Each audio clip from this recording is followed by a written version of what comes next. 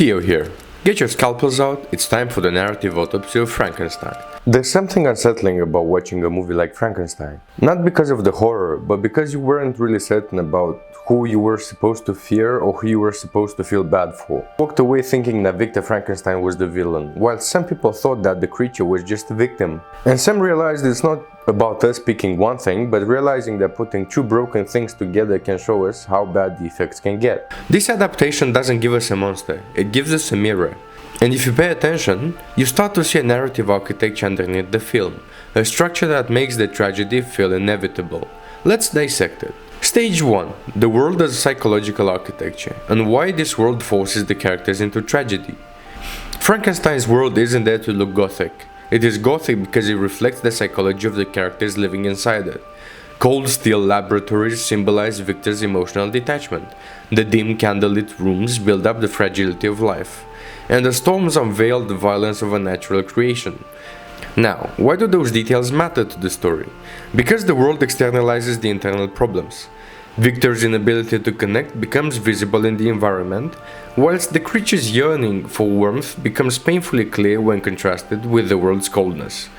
This world manages to answer the question, what kind of person creates life this way, and what kind of world abandons the life it creates? This aligns very well with what Gothic scholars like Fred Botting describe. The environment is not background, it embodies internal anxieties. Gothic spaces are psychological landscapes. This is also exactly what Robert McKee states in Story. Setting is not merely a backdrop, but an active component of the narrative. Moving now to stage 2, wants versus needs. To understand why this tragedy works, we need to break down the math of desire. What the characters want versus what they actually need. Let's begin with Victor Frankenstein, the upcoming genius. His wants, to put simple, are to transcend nature, to conquer death, and to prove his genius. His needs, on the other hand, are to take responsibility for what he creates. Now, how is this want-need balance important?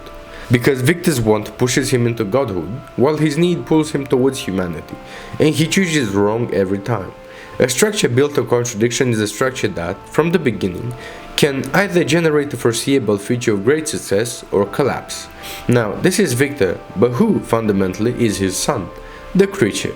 His wants are a lot more human than Victor's, therefore the clash at place. His wants are connection, recognition, and love. His need, as a strong addition, is for identity, understanding who and what he is. How is establishing this very small couple of words helping us? Because every rejection the creature faces pushes him closer to rage. He becomes violent not because he's a monster, but because he was built without a place to belong to. Now, these characters don't live in isolation. No. Both characters want things the others can't provide. Both avoid the thing they truly need. This is the narrative engineering of the entire movie, a tragedy designed through incompatible desires. This follows very well the classic structure described by Lisa Kron in Wired for Story. A character's internal misbelief creates the engine of conflict. It also aligns with Campbell's monomyth. The refusal of the call is rooted in hero's fear of transformation. Victor refuses transformation.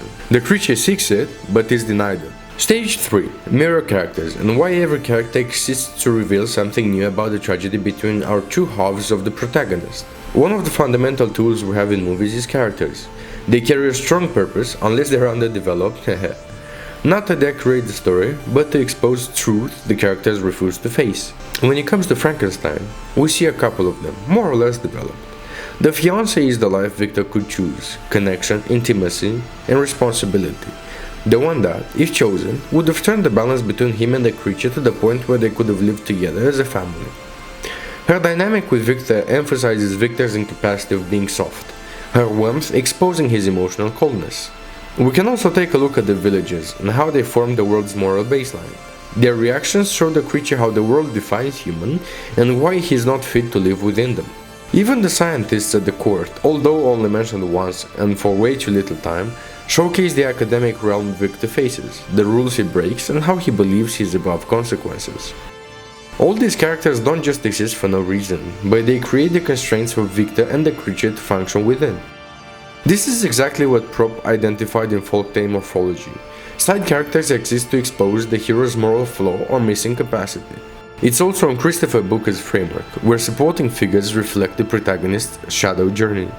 Now. Traits, needs, wants, people, clothes, monsters. But how do we make them move? Stage 4. Plot pressures and narrative fluidity. And why the story tightens whether the characters want it or not. A tragedy works when pressure increases from every angle: internal, external, emotional, and moral.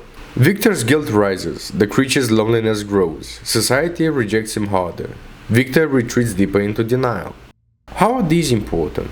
Because circumstances force action and reaction, and how the characters balance their wants and needs within these circumstances dictate their further development or underdevelopment. Now, here's the magic. The action pushes the characters from the wants and towards the needs. But neither of the characters accepts it. The structure is a funnel. Every step narrows the path until only one ending remains. This matches McKee's concept of rising conflict. Pressure must increase from all angles until the characters can no longer avoid the truth. It also aligns with Aristotle's Poetics. Tragedy is the imitation of an action that is complete and whole, where reversal and recognition arise from necessity. We got a bit of a plot, but there's more things on the screen besides killing, marking, and a 6'5" man with a funny accent, no? We move on to stage 5, symbols of story logic. And why symbols are not decorative, they are functional. Lighting is not just dramatic lighting, it symbolizes violent birth. Mirrors are not just aesthetic, they're about identity and fracture. Hands appear when connection is possible but denied. These symbols help in reinforcing the need of the characters. They remind the audience of what the characters refuse to face. Symbols like these keep the narrative alive even when the plots are not directly showcasing anything. This shows what Goschel calls our biological need for meaning making. Symbols help the brain build emotional coherence before verbal logic arrives. Now, we're nearing the end of our tragedy, stage 6, the final conclusion. Why the ending works. When Victor finally confronts the creature, it isn't hero versus villain, it's creator versus creation, want versus need, ego versus vulnerability. Why would such a thing work? Because the emotional consequences matches the structural setup. Victor's refusal to take responsibility becomes his undoing. The creature's longing becomes the pain that turns him destructive. Their arcs collide exactly where the narrative architecture aimed them. This is why the ending feels inevitable, not because the plot demands it, but because the character's psychology does. The ending follows the principle Booker identifies in tragic plots. The hero is destroyed by the very flaw they refuse to confront. It also reflects the inverted version of Campbell's atonement with the father. Victor never achieves atonement, and the creature never becomes whole. This has been the narrative autopsy of Frankenstein. Until we meet again.